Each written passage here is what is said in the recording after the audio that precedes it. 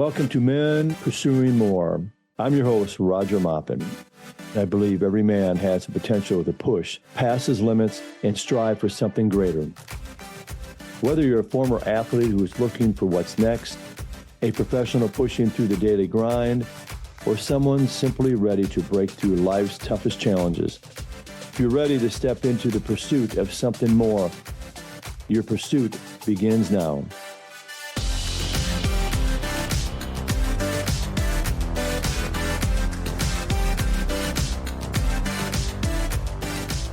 Hey, welcome back to Men Pursuing More. I'm your host, Roger Maupin. Today we have Major Chumley III, right? I got it. Yep, that's right. You got it right. I've known him from high school. He was from Eastview High School. So, first of all, Major, before we dive into your story, a few sports questions for you. Number one, your favorite all-time sports team? My favorite all-time sports team is going to be the Minnesota Vikings franchise. I don't particularly have. I'd say the Randy Moss team that lost to go to the Super Bowl. Mm-hmm. That team, that probably was my favorite team, and the Vikings franchise would be my favorite franchise. What about your favorite all-time player of any sport? Would that be Randy Moss or someone else? No, it would be actually my favorite all-time athletes. I have two. Deion Sanders, who, I don't know, he gets a lot of hate, but to me, he's one of the great all-time athletes, pretty much play basketball, football, baseball. And then LeBron James. LeBron, we're about the same age. So I look at it like he's still doing what he's been doing since he was a kid at a high level, still probably top 5 in the league. And me being a little older than him by a year or two, I don't know that I'd be able to do what he's doing right now in the NBA. So to me, that's just incredible. So LeBron James has always been one of my favorite players, but he's certainly one of my favorite all-time athletes. You think of he's 40 years old now, and he's still, in the NBA. I mean, he's been in the NBA over 20 years. Yeah, and he's still playing at a high level like that. You could only hope to be in the league if you wanted at 40, maybe as a bit like Vince Carter was maybe a 6th man or still in someone's rotation, but this guy's still putting up I think he put up 42 the other night. Shout out to LeBron. 40 over 40. He's 40 and he put up over 40. Yeah, I think him and MJ are the only to ever do that. And you got the two best basketball players ever. So yeah, that's crazy. And then we have a Super Bowl coming up. So those listening to this podcast, this is the day before the Super Bowl. So your prediction of maybe not the team you want to win, but maybe who do you think is going to win? And what do you think the score is going to be? Yeah, so I'm going to go with, I want the Chiefs. I think the Chiefs will win, and I got 28-24 Chiefs to win their 3rd Super Bowl in a row. First time ever. There you go. The Chiefs, 28-24. Major, let's get into your story, and let's just start with your experience growing up. I know you grew up in Minneapolis, and then eventually you moved to Apple Valley. I believe you're in 7th grade, and eventually attending Eastview High School, which I was there, not as a student, but as a teacher and coach. Share with us some of the successes and challenges along your journey. Yeah.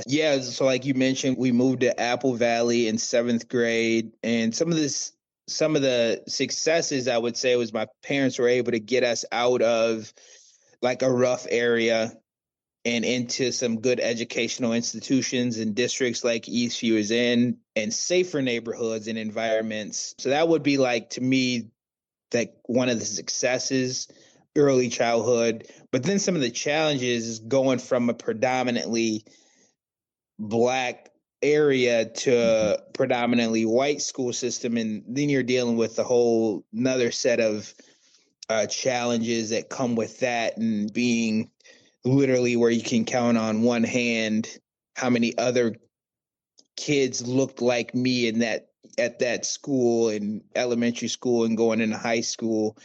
So there's always challenges that would come up in those situations, but really having a father in the home like my dad, I mentioned LeBron and Deion, but my dad is my role model, and he was able to walk us through me and my sisters through different trials and tribulations that he had to deal with as a kid, and having the two parents in the house and stuff like that really allowed us to be the individuals that we became to be as adults now and be successful. And being a teacher and a coach at Eastview High School, just knowing you, you just brought a lot of energy to Eastview High School. And just shout out to you, Major, your energy, your attitude, to really put a stamp on Eastview High School and the impact you made on Eastview High School. And maybe no one's ever told you that, but what I saw you in sports, what I saw you on the basketball court, and also in the classroom and in the hallways, you put a stamp on Eastview High School and you did make an impact. Yeah, my dad, he's always taught me, like, don't have the woe is me. Go into every situation and be positive minded about it regardless of the situation. And you can always make your situation better, and it's kind of up to you, and it's not up to anybody else. And you don't want to be the person or a person that is finger pointing, or you don't want to blame others for the reasons that you weren't able to get the things that you wanted out of life. And that's one of the big things that my dad taught me. And so I just carried that, and just be positive with anything that you do, even in negative situations. Just try to be positive and really think about what you're trying to do, and go for it, really. And that's going to be your journey that we're going to hear about. The listeners are going to hear about in your journey, where you're at today, but just what we're going to hear about in regards to your journey now. Once you graduated from Eastview High School, I believe you attended Missouri Western State. Is that right? University? Yep. And Missouri share with Western. us some kind of... It was college at the time. Now it's university. Oh, it's university now. Okay. Yeah. Some of the highlights. Oh, go ahead. Yeah. So Missouri Western State, college at the time, now university.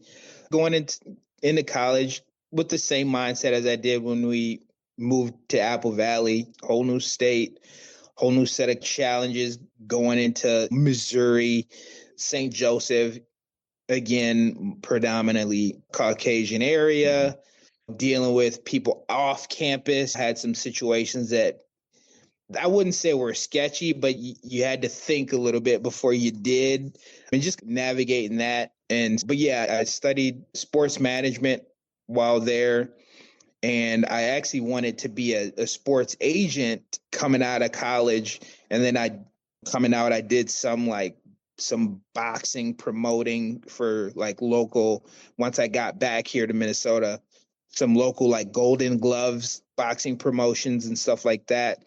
But in college is when I really developed my love to want to work out. That's where I really started my fitness and lifting journey, was in college, because I did a little bit in high school, but mainly in college is when it was like, man, I started just building my physique. Just me and my roommates we go eat dinner, and then we go to the gym. And then I just started growing and was like, man, I'm looking good. Started getting noticed by some of the girls in school, and was like, okay, maybe I can make a career out of this. Whether it be bodybuilding, that was my initial thought, was competing. But then along the way, it was helping people. And I was like, I like doing this better. I like helping people more so than particularly getting myself in the best shape. It's one of the things is you got to help yourself before you can help others. I like that advice right there. Kind of work on yourself before you can help others. Share with the listeners about some of the successes and challenges along the way in bodybuilding, and also just competing in competitions. Yes, my biggest success in bodybuilding was I won Mr. Minnesota in 2016. It's hard to believe that was 10 years ago, but you learn discipline, you learn dedication. You always have motivation. Motivation waxes and wanes. It comes and it goes. Mm-hmm. And this is one of the things that I tell people now is, while you have the motivation, you want to capture that.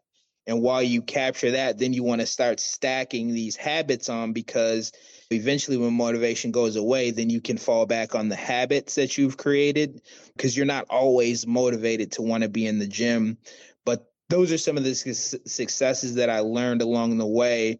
And then the challenges, honestly, was just putting myself daily, weekly, monthly, year after year in those particular situations, like in the gym, right? Okay, I got a big PR to hit today. And those situations help just your day-to-day life as well, because if you're willing to do the hard things when you don't necessarily have to, right? It's not like you have to go to the gym and do these PRs, but if you're willing to do that in those situations, then you're going to be able to push through when you don't want to, when life happens and things start happening, and you're like, okay, I got to turn up.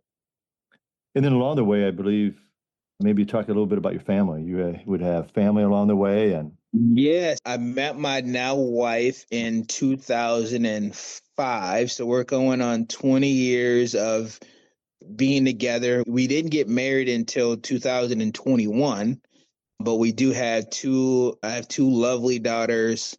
Brooklyn, she's 12, and Olivia, she's 10.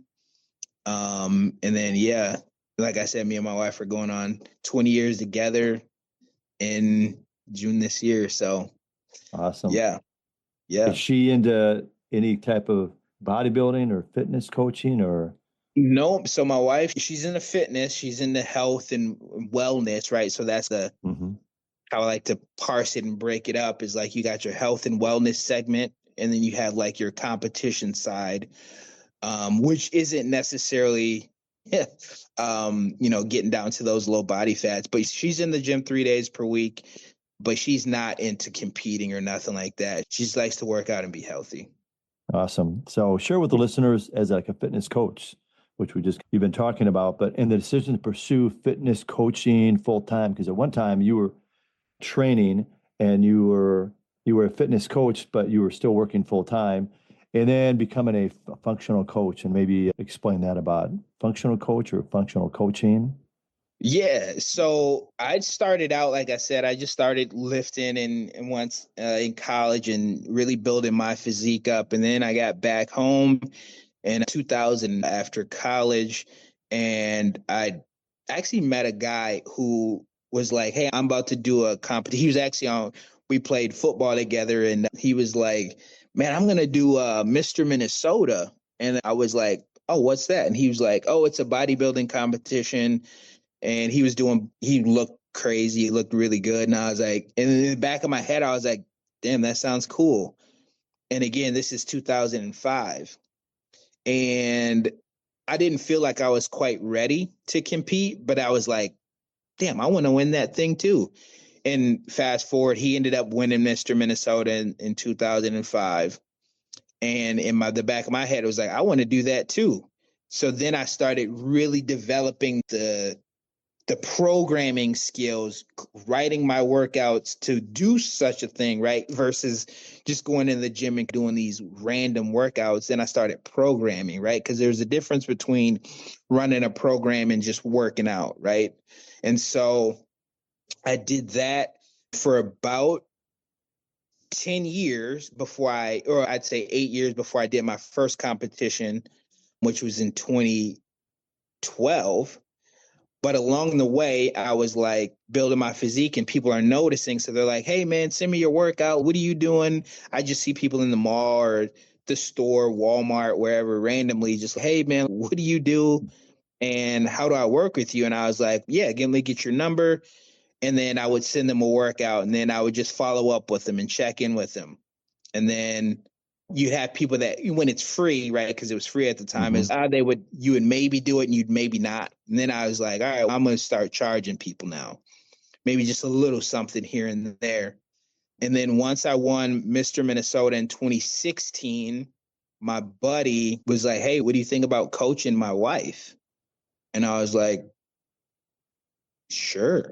And then at that moment, once I got her as a client, that's when I really learned that, hey, this goes further than just workouts and nutrition, Mm-hmm.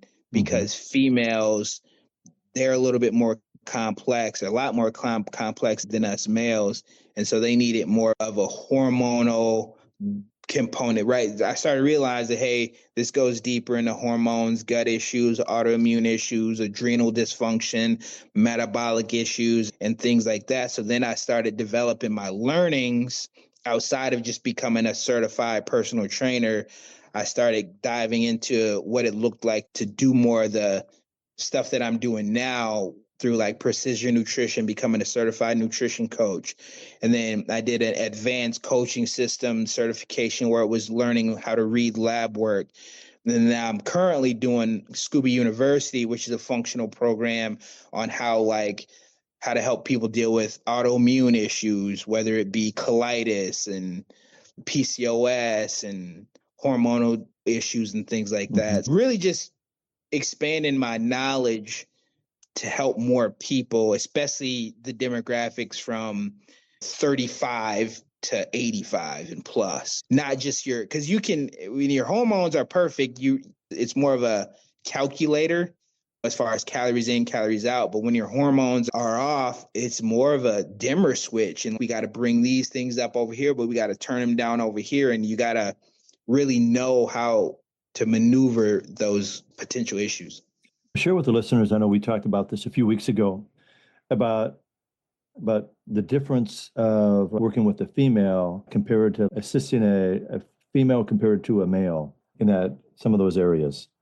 Yeah, so like I alluded to a little bit, for men, we're pretty simple creatures. Testosterone is like our main driver. So you'll have guys that have like low testosterone and stuff like that. Those can be easily fixed, to be quite honest with you. There's different remedies, whether it's over-the-counter supplementation, or you may need to go to a doctor and get medicines and things like that now, which is a little bit easier than it used to be now to do such a thing, given that we're more of a health conscious kind of society where it's not taboo anymore to get on like a HRT or a testosterone replacement therapy or something like that.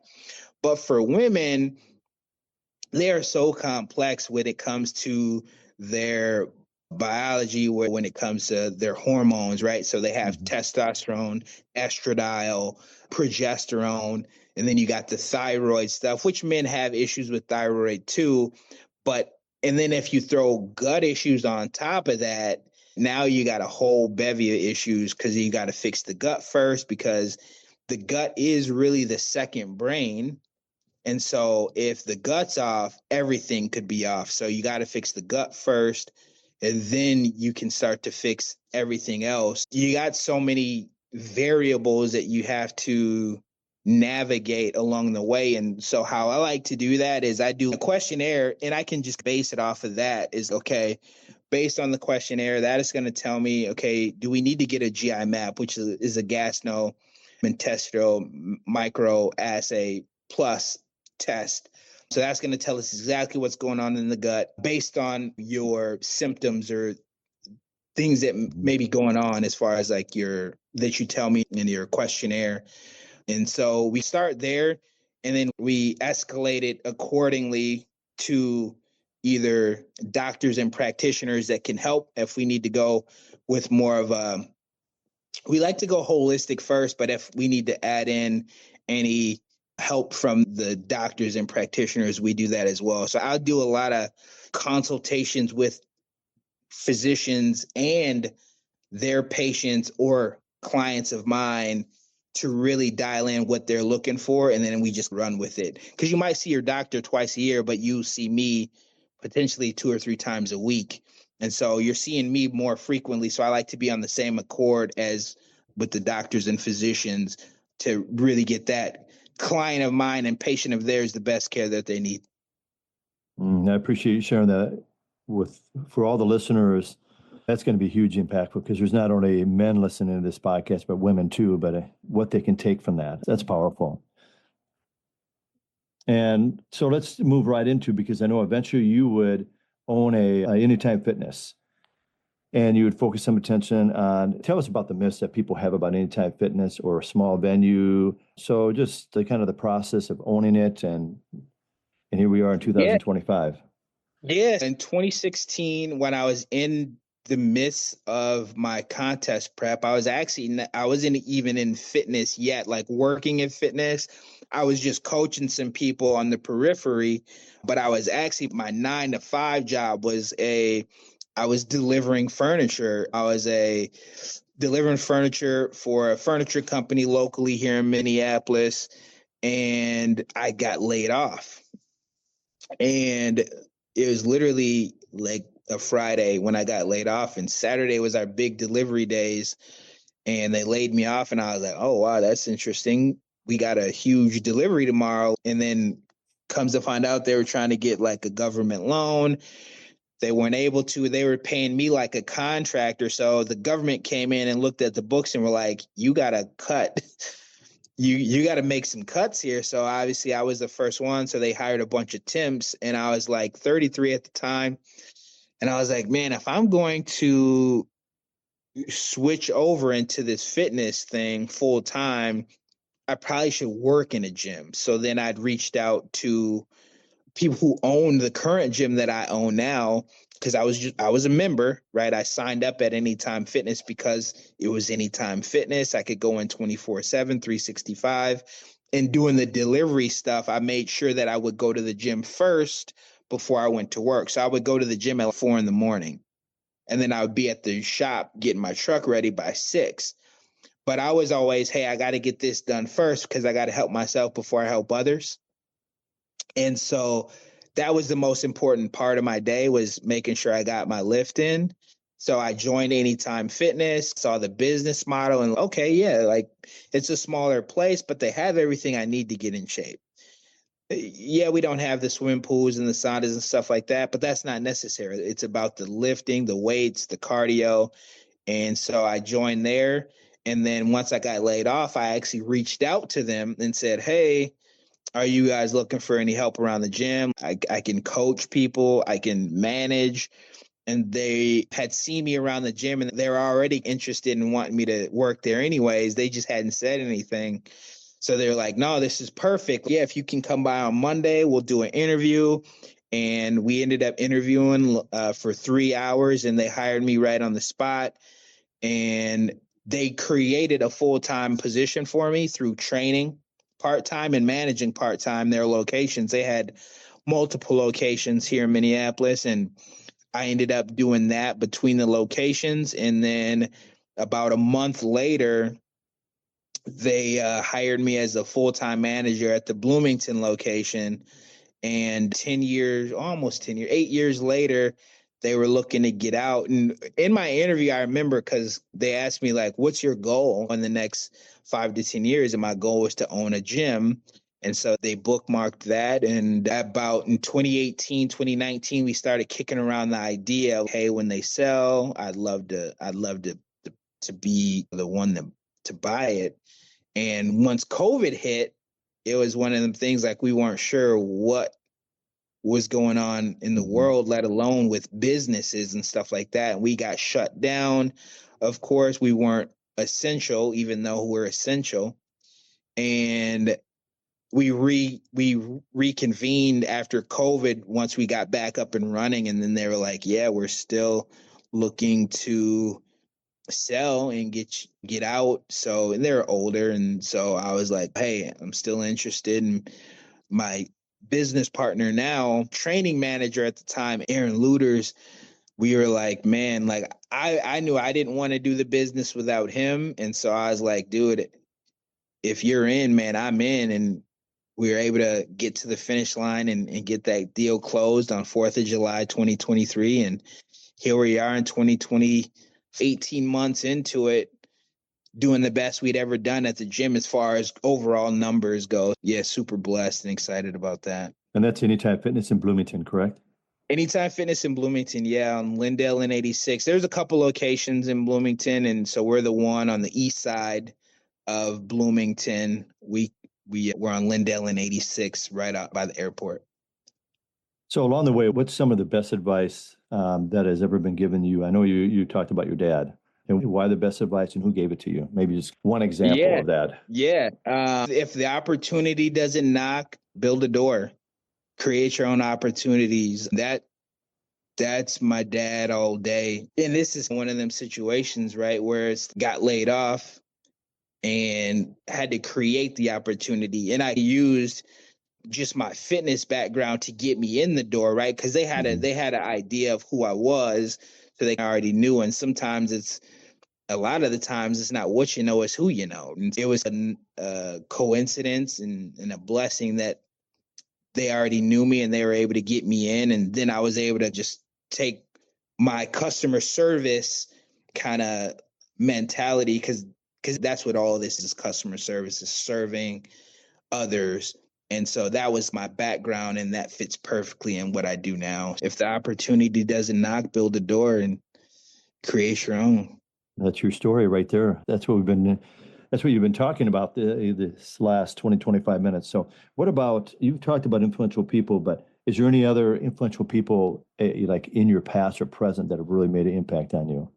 There are, of course, Lord and Savior, Jesus Christ, of course. But really, I keep going back to my dad, because for me, being fortunate enough, not everybody gets to have their two-parent household, which is crazy to say, but it's not, everyone doesn't have that opportunity. And so the fact that I was able to have both parents and have my dad really lead, really helped me become who I am today, being able to lead from the front. And so I take a lot of those, I don't take that for granted, you know what I'm saying? And I wasn't able to have a son, but I have two daughters. And so I take that same mindset with my family, lead from the front, be a person I can be on a daily basis. And through meditation, mindfulness, breath work, I do a lot of breathing, slowing that heart rate down, prayer, and really just feeling, just trying to be at peace, and showing empathy and compassion for people. And that just comes along with the space that I'm in as well. But that's just like my nature as well, is just being empathetic, being patient, and showing passion for people and helping them become their best selves. And yeah, my dad would be the person that I would say, and then Jesus Christ. So you already shared some kind of final thoughts, but any other final thoughts you want to leave with men as they continue their journey? It's really just about what your why is. You will have to sacrifice something. And so the thing that I would say is, you don't want to sacrifice your family. You don't want to sacrifice your health, your fitness, and you don't want to sacrifice you don't want to sacrifice your family, your fitness, and or your financials, right? The 3 F's. And financials and fitness, there's a lot of crossover there. So if you can get those 3 things in order and throw faith on top of that, we're talking about unstoppable, right?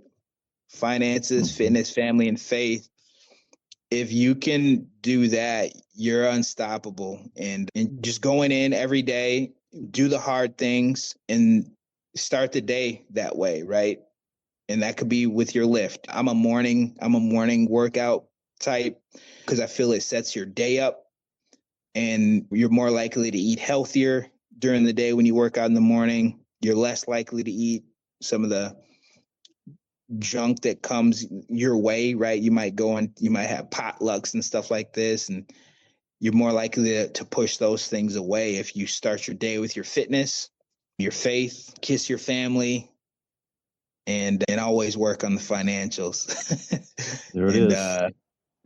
You'll be set up pretty well. And obviously, the Grim Reaper will come knocking at everybody's door at some form or fashion, whether it be for a family member. Unfortunately, everyone will go through loss, but it's how you answer that door and move on from it. And starting with those 4 F's will be, you're going to have a better chance to get through anything that comes your way that you weren't necessarily expecting, if you have those things. All right. Thank you so much for sharing, Major. And where can our listeners follow you and your story? Yeah, on Facebook, Major Chumley III, Instagram, physique_architect. That's where you'll be able to see a lot of my transformations and get a hold of me if you want to work with me. And then we also own the Anytime Fitness on Lindale, and so 8599 Lindale in Bloomington, Minnesota. We do coach people online, so you can reach us even if you're not necessarily here in Minneapolis or the Minnesota area. It doesn't matter. We help people wherever we need to help them. So wherever you're at, if you're looking for help, we can certainly do that. That's a wrap with Major Chumley III, and I want to thank you for being part of Men Pursuing More podcast. Awesome. Thanks for having me, Mr. Maupin. Hey, thanks for listening to Men Pursuing More podcast. Don't forget to follow us at maupincoaching.com.